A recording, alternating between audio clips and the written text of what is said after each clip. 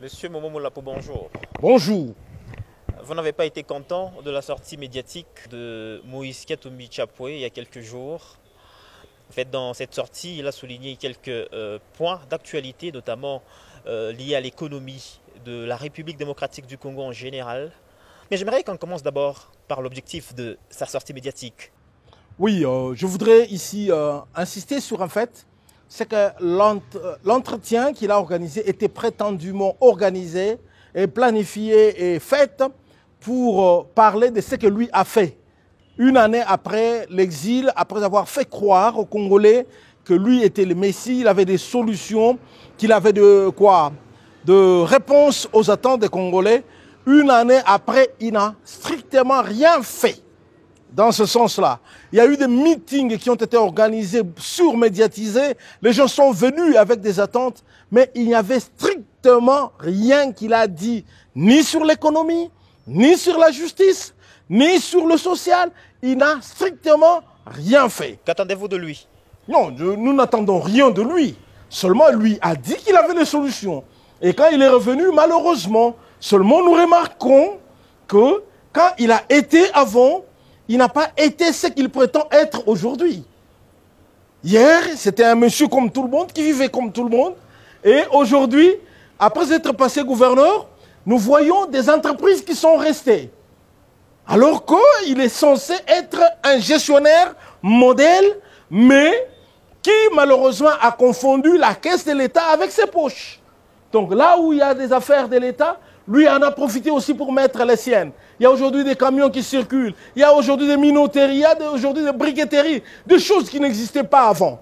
Et aujourd'hui, quelqu'un qui a volé, pillé, détourné, utilisé les fonds de l'État, se permet de venir donner de la morale aux gens, alors que lui ne connaît strictement rien, même dans sa substance, tout ce qu'il a dit est entièrement faux. C'est-à-dire lorsqu'il dit que la République a replongé dans le chaos économique parce que les gouvernants ont décidé de revendre les minerais bruts, il est complètement à côté de la plaque. Entièrement faux, parce que l'économie de ces pays reprend en 2002, lorsque le président Joseph Kabila et son gouvernement de l'époque décide d'ouvrir l'espace minier au privé par le premier code minier, lequel code minier prévoit, n'est-ce pas, une baisse de la taxation afin d'attirer les investisseurs. Lui, Moïse Katumbi, va venir 5 ans après. 5 ans après, il trouve les entreprises qui ont commencé à produire, il se greffe sur la production de minéraux qui sont déjà travaillés avec les outils, les anciens outils de la Gécamine.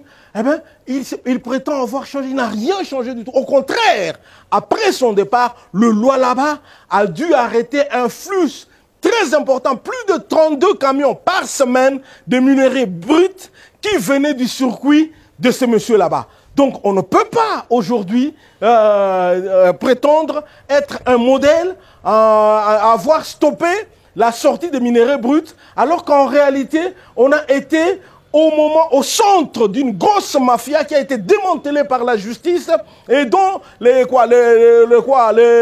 gestionnaires, ceux qui étaient cités, ont dû disparaître dans le fameux exil, qui n'était rien d'autre qu'une manière d'échapper à la justice qui les traquait. Aujourd'hui, vous êtes Lualabé. Dans ses propos, il a souligné quelque chose de très important, ce que j'aimerais peut-être qu'on souligne ici. La construction de la route nationale numéro 39, Kolwezi-Lubumbashi, c'était lui, pendant qu'il était gouverneur, qui a construit cette route et même le pont. C'est encore ce que je vous ai dit, que c'est un mensonge du début à la fin. De par la route Kasumbalesa, elle est faite du temps du gouverneur Augustin Katumba Mwanke, lequel commence la route et c'est son successeur, le gouverneur Ngoï Mukena, qui va la terminer. La route Likasi, elle est faite par le gouverneur Ngoï Kisula, qui supervise un plan de la Banque mondiale qui sera terminé du temps du gouverneur Moïse Katumbi Chapwe. La route de Kolwezi qui est planifiée par le gouverneur Ngoï Kisula et le gouvernement de Kinshasa, laquelle va être commencée du temps du gouverneur Moïse Katumbi Chapwe et terminée du temps du gouverneur, l'actuel gouverneur du Lualaba, qui est Richard Miège Manguez Mons. Comment quelqu'un peut s'attribuer une route dont les études ont commencé avant et dont la finition s'est faite après. On a vu Richard Muyej recevoir les travaux de la finition de la route au niveau de Fungurume par les entreprises de Craigset. Comment quelqu'un peut avoir le toupet de se déclarer avoir fait des choses qui le dépassent parce que c'est de la compétence du gouvernement national qui a pris langue avec les entreprises minières qui ont préfinancé avec leur péage. Ce n'est pas son péage à lui. C'est le préfinancement des entreprises minières, lesquelles, et je rappelle ici, à l'intention de ceux qui nous suivent, que l'exploitation industrielle des mines congolaises relève du pouvoir central. Donc Moïse n'avait aucun pouvoir sur ces entreprises qui ont consenti un prêt au gouvernement national et lequel prêt a été récupéré à travers les péages. Et aujourd'hui, on est en liquidation de compte, c'est-à-dire que ces entreprises ont recommencé à payer normalement parce que justement leur argent investi est fini. Que dites-vous de cette affirmation de Moïse Katumbi qui estime que il a construit 1000 km de routes asphaltées et 4000 km de routes battues? Ça se trouve où? Parce que la plus grande route construite par M. Moïse Katumbi, c'est 180 km de Likasi-Kolosi, lesquels il ne les a pas finis. Je vous ai dit que l'on a commencé la construction de cette route du temps de Moïse Katumbi, mais que l'on a terminé sous Richard Muyej. Comment est-ce que lui peut s'attribuer des choses comme ça? Ces 120 routes se trouvent où? Parce que même la route dite de Kasomeno, elle n'est jamais arrivée à Kasomeno. Elle n'est jamais arrivée à Kasomeno. Alors où sont les 1000 km de route? Il les a faites où? À quel endroit? Kolosi, qui est le poumon économique de la RDC, n'a reçu que 25 km de route en 8 ans de gestion. Aujourd'hui, en 4 ans de gestion, plus ou moins, Kolosi est à 80 km de route parce que nous sommes en train de travailler justement avec le gouvernement de Kinshasa à construire la route de Dilolo. Et nous ne nous en attribuons pas le mérite.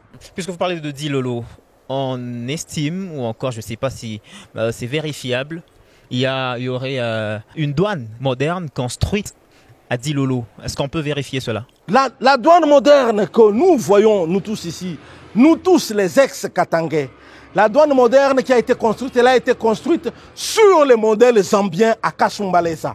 Nous avons construit une plus grande que celle des Zambiens, mais nous avons copié sur le modèle zambien. Ce qui s'est passé à Dilolo, c'est une mansarde, c'est une bicoque que même les travailleurs, les agents de douane ne savent pas utiliser. Ils préfèrent utiliser leurs anciennes constructions coloniales. Il nous faut construire une route à Dilolo. Dire aux gens que nous avons une route à Dilolo, c'est dire, nous avons une douane à Dilolo, c'est dire que le Dilolo n'attend rien. Non, Dilolo attend la construction d'un vrai bureau de douane. Pas ce qui a été construit qui ressemble plutôt à un garage.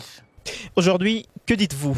Parce que Moïse Katumbi estime que les résultats attendus du découpage n'est vraiment pas à celui que la population attendait. Non, mais la population plutôt se réjouit d'avoir des gouvernants. À Kamina, on est heureux plutôt de réclamer au gouverneur sur place de faire des choses. À Kolosi, on réclame plutôt au gouverneur de faire des choses. La route d'Ilolo, c'est une production, une invention, imagination, travail, programmation et exécution de la province exclusivement du Lualaba. La route Solwezi, nous l'avons imaginée aussi au Lualaba et nous sommes en train de la mettre en œuvre. Malheureusement, notre partenaire Glencore qui était censé la commencer a dû se retirer et que nous sommes en train de rassembler d'autres dossiers pour obtenir d'autres personnes qui peuvent construire avec nous cette route. Les travaux avec l'agence congolaise des grands travaux étant déjà terminés. Donc on ne peut pas dire que rien n'a été fait. Beaucoup a été fait.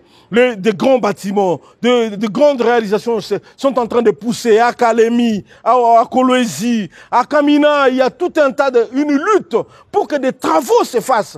Parce que les gens ne s'imaginent pas que tout se décide à partir d'un seul point qui est Lubumbashi et que tout le monde se retrouve. Non, au contraire, avec l'impulsion de nouvelles provinces, il y a même eu une certaine création d'emplois, une certaine dynamique nouvelle pour aller encore plus loin. Mais malheureusement, c'est un processus, cela va avec le temps. Monsieur Momo Moulapou, merci. C'est moi qui vous remercie.